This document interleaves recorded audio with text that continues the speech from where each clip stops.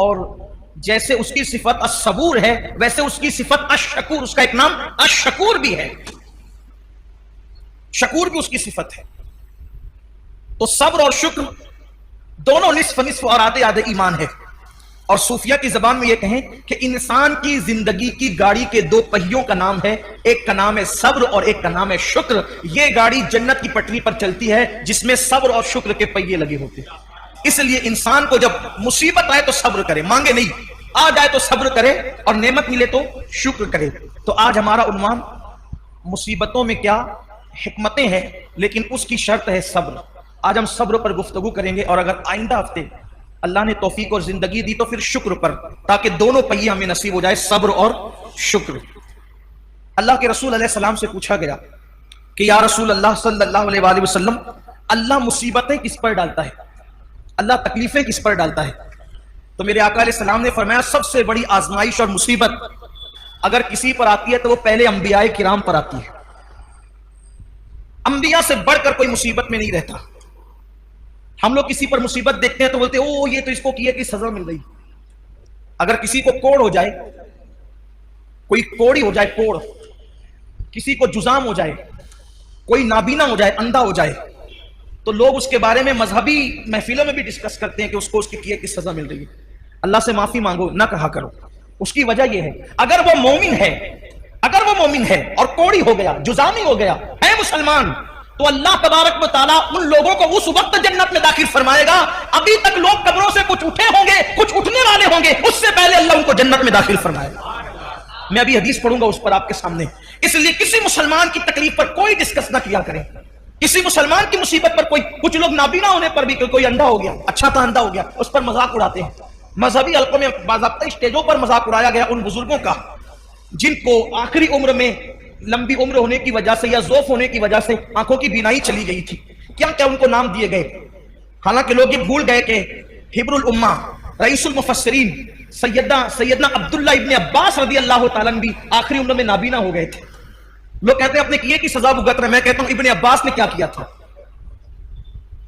حضرت جابر ابن عبداللہ انصاری جن کے گھر حضور علیہ السلام کی دعوت مشہور ہے، آخری عمر میں وہ نابینا ہو گئے تھے۔ کئی صحابہ کے نام لیے جا سکتے ہیں جو آخری عمر میں نابینا ہو گئے تھے۔ لیکن یہاں تو بس علم نہیں ہے، بلکہ اگر کچھ پڑھا، ہم نے کچھ پڑھ بھی لیا ہے تو ہمارے علم پر ہماری جہالت غالب آتی ہے۔ کسی بھی مسلمان اور مومن کو تکلیف میں دیکھو، ہم نے کوئی اس پر ڈسکس نہیں کرنا، بس یہ دعا کرنا اللہ اس کی مشکل آسان کر دے اور ہمیں اس مصیبت سے بچا لے۔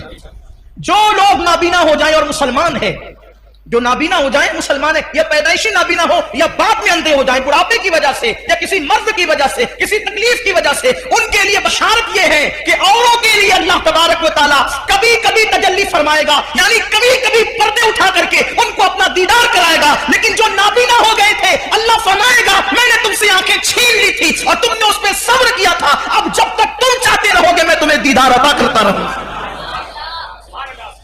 جب تک چاہتے رہو گے میں تمہیں دیدار عطا، مگر شرط یہ ہے کہ وہ صبر کرے۔ دیکھو مصیبت آئے تو صبر شرط ہے۔ جو مصیبت میں واویلا کرے ناکام ہے، مصیبت میں شکوہ کرے ناکام ہے، مصیبت میں شکایت کرے ناکام ہے، لیکن جو صبر کرے، صبر اصل چیز ہے۔ صبر، سارے انعامات اس وقت ملیں گے جب وہ صبر۔ آقا علیہ السلام نے فرمایا سب سے زیادہ مصیبت نبیوں پر آتی ہے، پھر جو نبیوں سے قریب ہوتے ہیں ان پر آتی ہے، پھر جو ان سے قریب ہوتے ہیں ان پر آتی ہے۔ یعنی مصیبتیں ہیں کس کے لیے؟ بلکہ ایک حدیث پاک یہ بھی ہے، اللہ کے رسول علیہ السلام وضو کر رہے تھے، یہاں پر تھوڑا عشق رسول کا باب بھی کھلے گا، واہ ہوگا، عشق رسول کا باب بھی واہ ہوگا، اور ہم دیکھیں گے کہ ہم میں کون عاشق رسول ہے۔ حضور علیہ السلام وضو فرما رہے تھے اور پانی حضور علیہ السلام کے وضو کا ڈھلان کی طرف بہ رہا تھا، وضو کا پانی ڈھلان کی طرف بہ رہا تھا۔ ایک صحابی تھے وہاں موجود، انہوں نے عرض کیا یا رسول اللہ صلی اللہ علیہ وآلہ وسلم میں آپ سے عشق کرتا ہوں، محبت کرتا ہوں آپ سے۔ حضور نے فرمایا صلی اللہ علیہ وآلہ وسلم کیا کہا تم نے؟ حضور میں آپ سے عشق کرتا ہوں۔ کریم آقا جس کے کان لال کرامت ہے، دور و نزدیک کے سننے والے وہ کان لال کرامت پہ لاکھوں سلام۔ حضور علیہ السلام نے تیسری بار پوچھا کیا کہا تم نے؟ حضور میں آپ سے عشق کرتا ہوں۔ آقا فرماتے ہیں تو اگر تو واقعی مجھ سے عشق کرتا ہے تو مصیبت اور آزمائشوں کے لیے تیار ہو جا، کیونکہ جو ہم سے عشق کرتا ہے اللہ اس پر مصیبتوں کے دروازے کھول دیتا ہے، اللہ اس پر تکلیفوں کے دروازے کھول دیتا ہے۔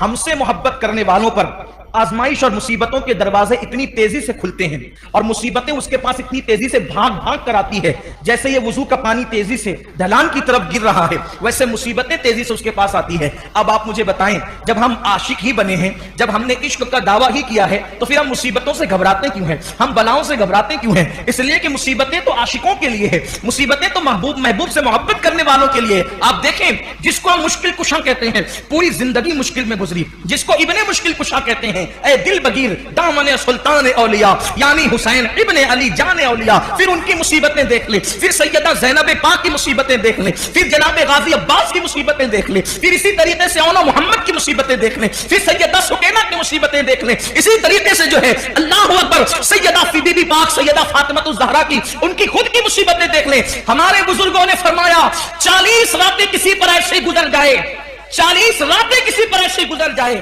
کہ اس پر کوئی مصیبت نہ آئے۔